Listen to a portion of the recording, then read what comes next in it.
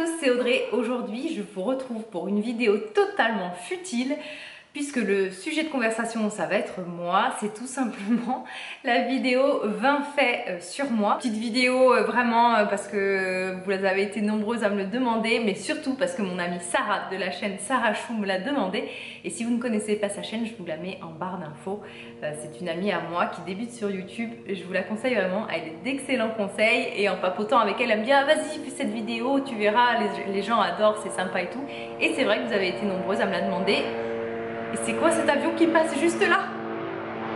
J'ai carrément eu l'impression que l'avion venait se poser dans mon salon. Donc je commence.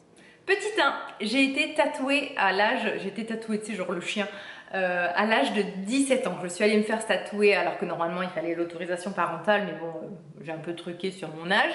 Donc voilà, donc j'avais 17 ans, je me suis fait le tatouage que vous avez déjà vu plusieurs fois. Donc oui, c'est le même à quelque chose près tatouage que Zazie, mais en fait qu'on a 17 ans, qu'on va et qu'on demande un motif tribal, qu'on vous sort un catalogue, ben voilà, moi j'ai dit je veux celui-là et on m'a absolument pas prévenu que ce tatouage était déjà celui de Zazie qui n'était pas très connu à l'époque puisque ça remonte il y a 20 ans. Et j'ai réussi à cacher ce tatouage pendant 2 ans à mon papa parce qu'il voulait absolument pas que je me tatoue. Pour lui, c'était les femmes de petite vertu ou les prisonniers. Bon, c'était il y a 20 ans. Hein. Et donc, à l'époque, les femmes n'étaient pas trop tatouées. Et j'ai réussi à lui cacher quand même pendant 2 ans. Donc, c'est simple. Je rentrais à la maison, je mettais mes cheveux. Voilà, en général, les cheveux, c'était voilà, ça le cachait bien. Puis le jour où il a vu, au final, il a rien dit, mon petit papa.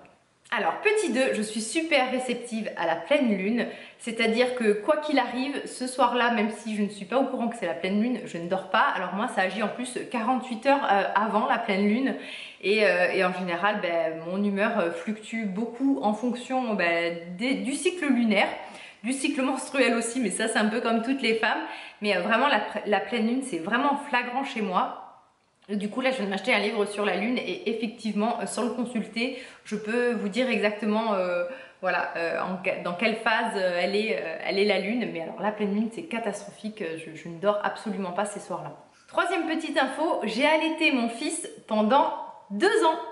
Donc j'ai adoré l'allaitement, pour moi c'est l'une des meilleures périodes de ma vie. J'aimerais en fait de nouveau être enceinte pour connaître les joies de la grossesse parce que pour moi la grossesse a été géniale.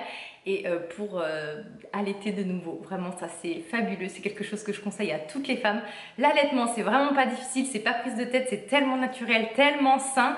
Mon fils a 11 ans, il a eu une fois, je vous dis une fois, une prise d'antibiotiques. Donc, moi qui travaille en pharmacie, les gosses, je les vois 10 fois par saison, au moins l'hiver, chez le médecin. Le mien n'a jamais été malade. Est-ce que c'est la génétique? Est-ce que c'est l'allaitement? Moi, je suis sûre que c'est l'allaitement en grande partie. Mais franchement, si j'ai un conseil aux jeunes mamans, allaitez vos enfants. Et moi, j'ai tenu 2 ans. Mon fils tétait toutes les 2 heures, donc j'étais un véritable zombie à l'époque. Et ensuite, donc quand j'ai repris le travail, en fait, il tétait le matin, le soir quand j'étais là en fait, et quand j'étais pas là, il mangeait et tout ça, mais dès que j'y étais, j'étais le doudou plus que l'aliment, on va dire. Et au bout de 2 ans, j'ai vraiment eu stop, voilà, du jour au lendemain. Et quand j'étais claire dans ma tête que je ne voulais plus, mon fils l'a très bien pris parce que maman, elle avait décidé que ça y est, c'était terminé. Donc ça s'est très bien passé. J'extrapole un peu là, mais voilà, ça me rappelle de tellement bons souvenirs. En quatrième info, je vous ai noté, je me suis fait une petite liste en fait sur mon joli petit cahier. J'ai fait la une du VSD. Oui, alors c'était il y a plus de 10 ans encore, c'était il y a 11 ans peut-être. Le VSD a fait un reportage sur les cosmétiques maison et à l'époque j'étais un peu une des références de la cosmétique maison. Donc ça remonte, hein, c'est à l'époque où les blogs c'était totalement différent de maintenant, où vraiment on faisait ça que par passion. On passait nos journées entières à bloguer, on n'avait aucune rémunération, aucun partenariat, on savait même pas ce que c'était, on savait même pas qu'on pouvait être payé pour bloguer. Donc donc ça remonte à beaucoup d'années. Et en fait ils ont fait un reportage sur les cosmétiques maison et ils m'ont contacté. Et donc du coup dommage que je l'ai pas là avec moi ce magazine parce que je l'ai gardé. Donc il y a ma trombine vraiment pas la une, parce que la une, c'était Barack Obama, je crois. En fait, voilà, en milieu de page, on voit ma trombine en train de faire des cosmétiques, tout ça. Donc voilà, ça fait partie des expériences. Voilà, j'ai été dans un magazine une fois, ça me fait toujours rire. Ensuite, j'ai noté par rapport à cette expérience de blog. Donc maintenant, vous avez tous les années, il y a les Beauty Awards, tout ça. Et la première année, donc que le magazine Elle a créé les Elle Beauty Awards, je crois que c'était le magazine Elle. Donc à l'époque, pour savoir si un blog était influent, c'était en fait les liens qui étaient redirigés vers ce blog. Quand on faisait des cosmétiques maison, qu'on sortait une recette, tout le monde, voilà, tout le monde derrière la reprenait. Et comme j'avais un peu des recettes assez originales, tout ça, il y a beaucoup de personnes qui le reprenaient. Et en fait, je suis arrivée numéro 1 des blogs beauté. Donc vous voyez, si c'est un peu improbable, blog beauté sur la cosmétique maison et sur la green cosmétique, on dirait ça maintenant, c'est juste impossible. Donc voilà. Et mais je me rappelle, ça avait fait, mais personne n'en parlait, c'était absolument pas connu tout ça. Donc mais je crois que c'était vraiment la première année qu'il lançait et ça m'avait fait bien rire, quoi. Donc en 6e position, je faisais et je sais faire mes cosmétiques maison, mais c'est-à-dire que je sais tout faire. Il y a eu une époque où je faisais tout, de mon rouge à lèvres, mon ombre à paupières, mon fond de teint, mes savons, mes crèmes, je sais absolument tout faire. En plus, je suis préparatrice en pharmacie, donc voilà, on apprend un peu à préparer des émulsions, des crèmes. Mais je me suis totalement formée en autodidacte et les cosmétiques maison n'ont quasiment plus de secret pour moi. Je peux vous faire un peu tout et n'importe quoi, des baumes démaquillants, des shampoings, voilà, c'est pour moi, voilà, c'est facile. Autant je vais avoir du mal en cuisine, mais alors demandez-moi de vous faire une crème, hop, je vous la fais en 2 secondes. En 7e position, j'ai noté que j'ai une peur panique des cafards. Ça vient de mon enfance. J'ai grandi dans un quartier un peu populaire où il y avait énormément de cafards. C'était atroce. Et j'ai été traumatisée petite. C'était genre vous vous leviez la nuit et quand vous allumiez la lumière, vous les voyez passer comme ça. Et plein de fois, je me suis retrouvée aux toilettes complètement bloquée parce qu'il y avait un cafard qui venait de passer devant moi. Et voilà. Et c'est fou parce que dès qu'il y a un cafard quelque part, j'ai l'impression de l'attirer. Donc c'est une peur qui m'est restée. J'ai aussi peur des araignées, mais les cafards, c'est particulièrement répugnant pour moi. Alors ensuite, je suis quelqu'un de très solitaire et casanière. J'ai peu d'amis. Je suis pas quelqu'un qui aime être forcément en groupe ou j'arrive pas en fait à disperser mon amitié avec beaucoup de personnes. En général, je suis assez exclusive en amitié, bon, en amour heureusement pour mon mec. Mais voilà, je suis quelqu'un, je peux rester seule des semaines entières. Je peux rester dans ma maison. En plus, j'ai la chance d'avoir une belle maison un peu isolée en campagne. Je pourrais rester des jours et des jours enfermée. Vous me donnez un bouquin, une connexion internet, et voilà. Voilà. Des fois, ça me joue des tours d'être aussi solitaire. En 9e position, j'ai noté que je suis passionnée par l'Égypte antique depuis toute petite. Mais alors, ça ne s'explique pas, mais vraiment depuis très jeune. Et en fait, je me rappelle, un jour, je devais avoir 5 ou 6 ans, je suis rentrée dans un tabac où c'est que j'allais acheter mes bonbons après l'heure de l'école. Et ils avaient des petits magazines sur l'Égypte et je me rappelle que j'ai pris ce petit feuillet documentaire, je me rappellerai toujours parce que je crois que je le revois, c'était des petits feuillets rouges où c'est qu'il y avait des thématiques, tout ça, donc c'était sur l'Égypte antique. Et en fait, donc je suis tombée sur des pyramides, des temples et je me suis mise à pleurer, je ne sais pas pourquoi, ça m'a fait une émotion, ça m'a rappelé, je sais pas si ça m'a rappelé quelque chose, mais et depuis ce jour-là, je suis intimement persuadée, c'est débile hein, ce que je vais vous dire, mais peut-être que si la réincarnation existe, que j'ai vécu à cette époque-là, parce que dès que je vois un reportage sur l'Égypte, j'ai des frissons, je me mets à pleurer, vraiment c'est quelque chose qui me prend au tripes que je n'explique pas. Donc alors bien sûr, j'ai essayé d'apprendre les hiéroglyphes, j'ai des tas de bouquins sur le sujet, j'ai lu tous les Christian Jacques. Cette passion c'est un peu perdu avec l'âge, mais c'est toujours voilà, ça me fascine totalement, l'Égypte antique, les pharaons, ça me fascine et ils étaient tellement évolués à cette époque-là. Bon, enfin bref, je pourrais en parler pendant des heures. Donc en 10e position, forcément, il y a un peu un lien. Le premier métier vraiment que j'ai voulu exercer, c'est le métier d'archéologue. Donc que ce soit, bon, pas spécialement égyptologue, je voulais vraiment me concentrer sur l'Égypte et c'est vraiment un métier que j'ai voulu faire jusqu'à très tard. Voilà, et en plus, pour peu que j'étais tombée sûrement sur un Indiana Jones, tout ça, mais tous ces côtés historiques, l'histoire m'a toujours passionnée. Et c'est pour ça d'ailleurs que j'aime autant les romans historiques et je voulais vraiment être archéologue. Donc en 11e position, j'ai mis que je n'ai pas pu faire les études que je voulais, hélas. J'ai dû travailler après le bac, pourtant j'étais vraiment brillante, je faisais partie un peu des personnes qui je foutais rien en classe et j'avais des super notes, j'ai toujours eu des facilités on va dire pour les études et là j'ai pas du tout pu faire les métiers que je voulais. Alors à l'époque, je voulais être ou maquilleuse professionnelle ou faire médecine, et je voulais particulièrement m'orienter vers tout ce qui est médecine esthétique ou chirurgien esthétique. Ou alors, mais alors complètement différent, je voulais être médecin légiste. En 12e position, on va rester dans le côté mystérieux. Je fais des rêves prémonitoires depuis toute petite, mais alors c'est pas très joyeux parce qu'en général les rêves que je fais sont très précis et ça annonce pas forcément des bonnes choses. Et il y a vraiment des rêves que je n'ai pas pu m'expliquer, des personnes qui sont mortes hélas soudainement, par exemple dans ma famille où il y avait aucun signe avant-coureur, on va dire. Voilà, je vais arrêter ce sujet-là parce que c'est assez perturbant quand même. On enchaîne sur quelque chose de plus sympa. Je suis totalement folle des cochons d'Inde. Ça a été l'un de mes animaux préférés, l'un de mes ados. J'ai eu vraiment un cochon d'Inde que j'ai adoré. Et depuis, ce sont des animaux que j'adore. J'en ai eu presque une dizaine. Hélas, ils sont tous morts cette année. Je les ai perdus tous un par un, mais ils ont vécu très vieux. J'ai un de mes cochons d'Inde qui a vécu 6 ou 7 ans. Donc pour un cochon d'Inde, c'est assez c'est très vieux. Je les adore, je trouve ça trop mignon.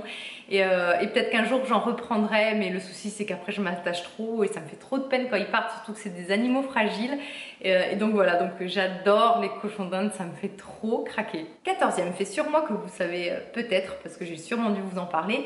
J'ai été vraiment l'ado boutonneuse et bigleuse, c'est-à-dire vraiment biactole quoi, la calculette avec des grosses lunettes. Adolescente, c'était voilà, c'était une horreur. Pour moi, l'adolescence, ça a été horrible. Même en adolescence, même plus tard aussi, c'est de très mauvais souvenirs pour moi. Et c'est peut-être aussi pour ça maintenant que je comprends autant les problèmes de peau, ce que ça peut faire sur le moral, tout ça, parce que j'en ai tellement souffert. Et je vous dis, hein, moi j'avais la complète, c'est-à-dire que j'avais l'acné, les lunettes, super timide.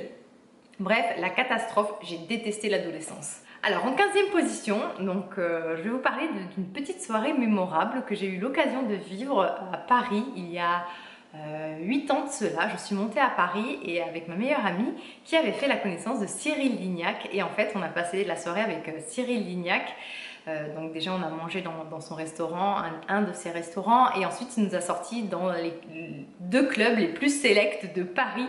Donc avec mon chéri, on était en jean et en Converse, on était entouré de stars. Il y avait Carambeu, je sais plus qui on a croisé, le créateur de Dior, tout ça. Et d'ailleurs les gens nous regardaient genre mais qui c'est ceux-là, on doit les connaître, parce qu'on était vraiment 2 anonymes, voilà, 2 pecnos on va dire, qui se retrouvaient là. Je vous dis jean Converse tranquille.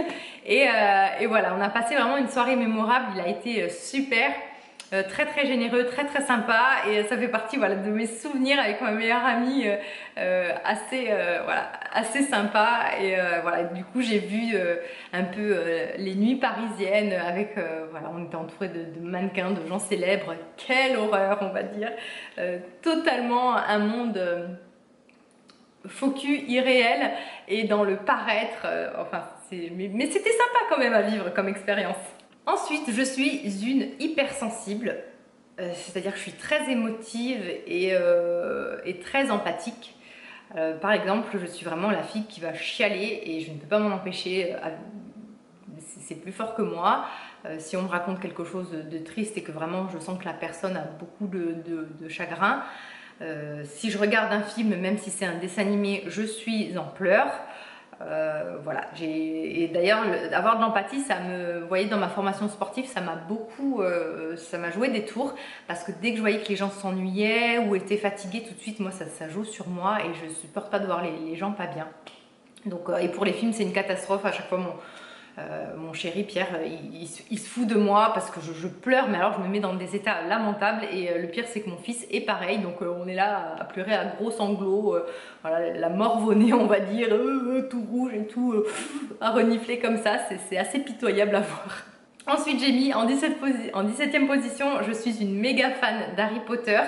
Mais je vis littéralement les films, j'ai lu tous les livres, je regarde des films plusieurs fois par an. Des fois je me fais des marathons Harry Potter, c'est-à-dire que je vais tous les enchaîner dans un week-end. J'essaye de les relire le plus régulièrement possible. J'adore, ça me fait totalement rêver, ça me fascine totalement. j'ai totalement une âme d'enfant, je serais capable de... Voilà, moi, si je devais avoir un rêve qui pourrait se réaliser, ça serait d'être une sorcière et d'aller à Poudlard, de vivre dans ce genre d'endroit, le château, la féerie, le monde magique.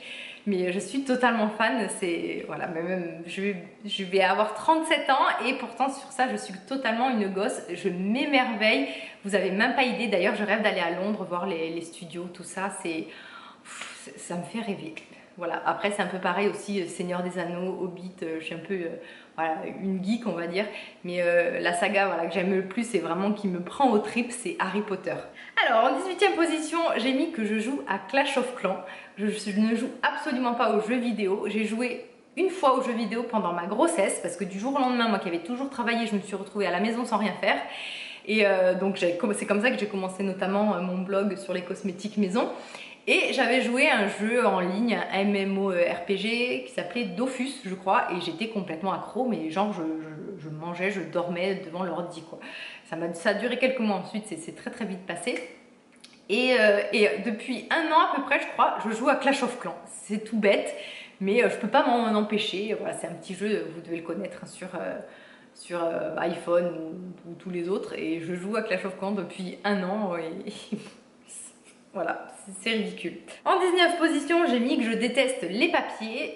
Je suis une catastrophe dès qu'il faut faire la moindre démarche administrative. Dès qu'il faut, pourtant j'aime classer, tout ça, trier, mais alors les papiers c'est plus fort que moi. Le moindre papier c'est une catastrophe, mais vraiment au point que pour le crédit maison, c'est tout mon mari qui s'en est occupé. Démarcher les banques, faire les devis, trouver les papiers, mes fiches de paie, je sais pas comment j'arrive à faire ça, mais tous les mois je les paume. C'est assez pathologique chez moi, j'ai vraiment un gros souci avec ça. Et en 20e position, pour finir sur quelque chose de très gai, et là j'aurais voulu qu'il soit là, je n'ai jamais eu de chat dans ma vie, je pensais que les chats c'était fourbe, inutile, que jamais j'allais m'attacher à un chat. Et bien depuis un an j'ai un chat, et comment vous dire, je suis totalement gaga. Si vous me suivez sur Insta, vous avez déjà vu voir passer des petites stories avec Diego qui est mon chat, et je suis totalement folle de lui. Voilà, j'ai hâte qu'il rentre. Quand je rentre à la maison, j'espère le voir à la maison, je lui fais des câlins, j'appelle mon chat d'amour. Mon mari est un peu jaloux, mais il commence à s'y faire, et donc voilà, c'est la mièvrerie totale, totalement gaga, c'est ridicule, mais c'est mon chat de l'amour. Voilà, cette vidéo est terminée, j'espère que vous avez passé un bon moment, vous en savez un peu plus sur moi. J'espère que c'était pas trop ennuyeux d'ailleurs. Bon, vous avez vu, hein, j'ai pas une vie folichonne, mais voilà, je trouvais que c'était les 20 faits un peu... voilà, dont on parle pas souvent, mais voilà, j'espère que ça vous aura intéressé, pas trop ennuyé. Je vous remercie d'avoir regardé cette vidéo jusqu'au bout, ou par bout, ou pas du tout, et je vous dis à très bientôt. Prenez soin de vous et de ceux qui vous entourent. Bye bye.